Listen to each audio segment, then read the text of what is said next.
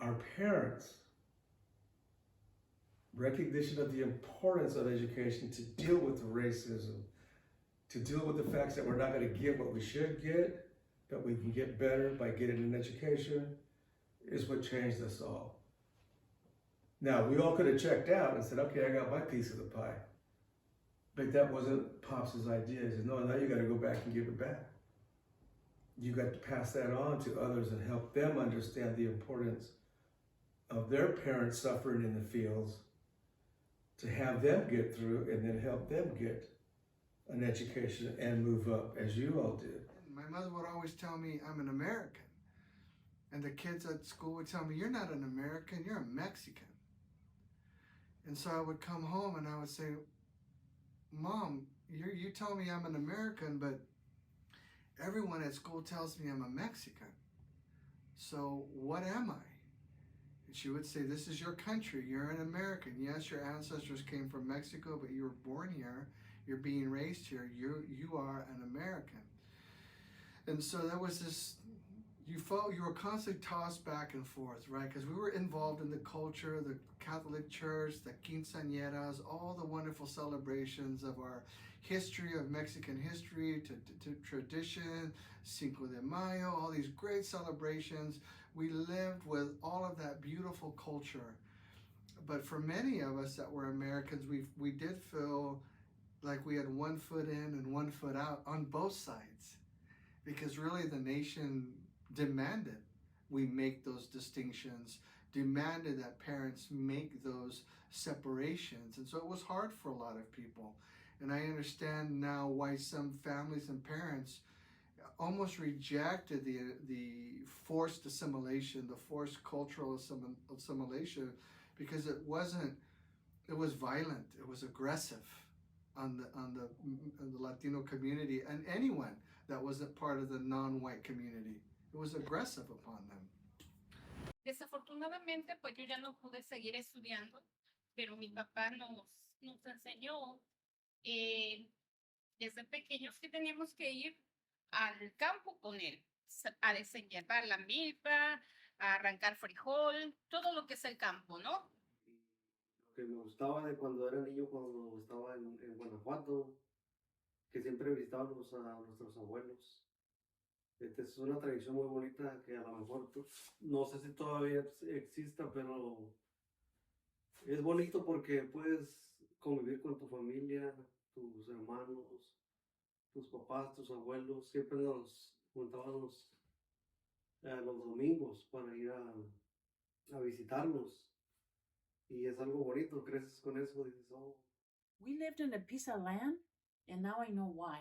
But when we were a kid, we lived in one end of the land, and in the middle, and on the other end. And when I was a kid, I hated moving because it meant that I had to catch all the chickens and put them in this crate, put them on the donkey, and get the chamber pot and tie it to my donkey, and I hit the corn grinder, and it made a noise, and I was starting to get older, and I was embarrassed, and then every time we got to one location, my grandmother would say, let's change the kitchen. I don't want my pretil, those tables made out of dirt and stone.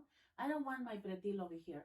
I want it over here. And I go, oh, and as a kid, it's like, what? Because I was the one getting the dirt. I was the one getting the water. So my grandma would just sit there and mix it and make her pretil whatever she wanted. There's Anita bringing the water and digging the dirt, which was great, though, because now I know. And she would say, I know you're complaining, but one day you're going to appreciate it. Un poco de lo que yo he hecho, esto apenas lo he terminado de hacer, son nuevas que las las hice y son recuerdos para uno de mis nietos y pues me gusta mucho bordar, entonces yo les enseño esto que yo lo he hecho por mis propias manos. Y gracias a Dios que todavía pues yo veo bien para coser y todo. Entonces yo les muestro esto.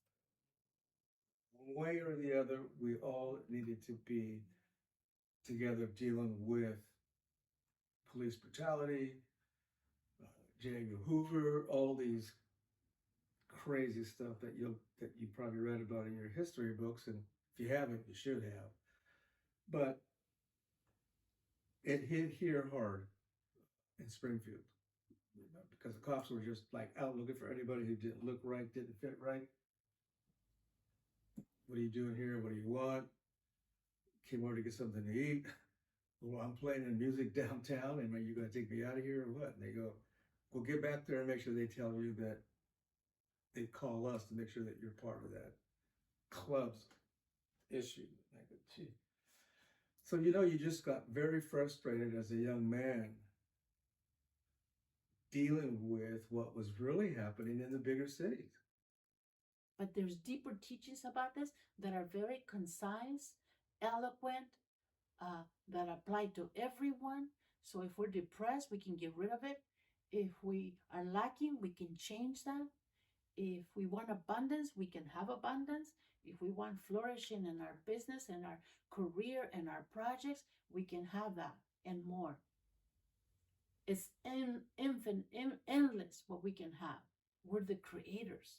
We were made by the divine. We were made perfect.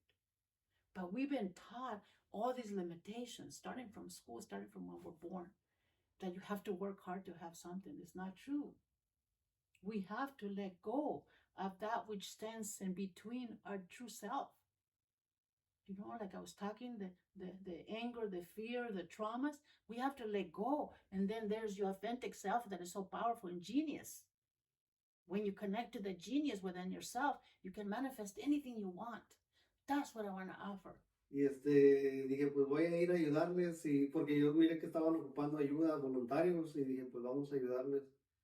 Y decidí hablarles o mandarles mensaje y ya me contestaron y les agradezco que me hayan contestado porque ahí aprendí más la humanidad, porque cómo ser humanitario, porque hay gente que pasa algo y solamente cierran las puertas de su casa y solamente son solamente yo, o sea, son egoístas. Y entonces fuimos a ayudar, me gustó ayudar a la comunidad, fue algo en mí fue algo muy bonito que pude ayudarlos, aunque fue un corto tiempo, pero ahí aprendí muchas cosas.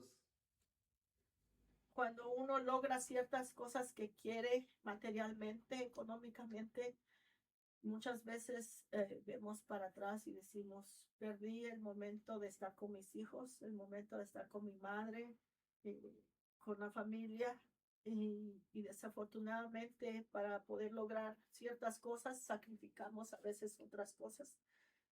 Como migrante,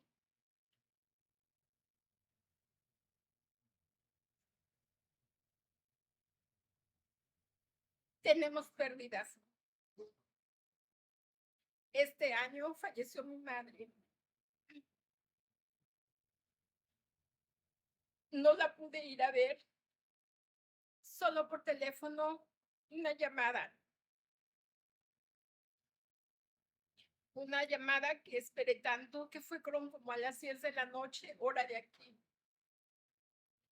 A las 12 de la mañana me llamaron que mi madre ya había muerto. Me quedé con el último abrazo que me dio cuando yo me vine para acá y el beso en la frente. Ese abrazo y ese último beso del 2004.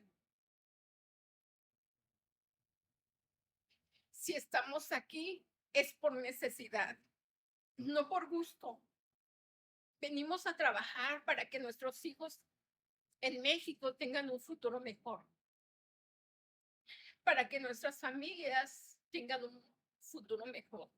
Estas son las últimas flores que están floreando, de las flores que usamos para el Día de Muertos. Como acaba de pasar, pues todavía las tengo y todavía están floreando. Pero las mejores, las flores más grandes, las usamos para poner nuestro altar el Día de Muertos. Es un altar tradicional. Es un altar especial donde le damos honor a nuestros ancestros, a nuestros familiares, amigos que se han ido, y que los recordamos con el aroma de la flor de cempasúchil, que al mismo tiempo se le conoce como flor de muerto. Es el primer año que siembro las flores y se me han dado muy bien. me dieron suficientes para poner en mi altar y poder recordar a nuestros, a nuestra gente, a nuestros ancestros que se han ido. Entonces aquí está nuestra flor de muerto.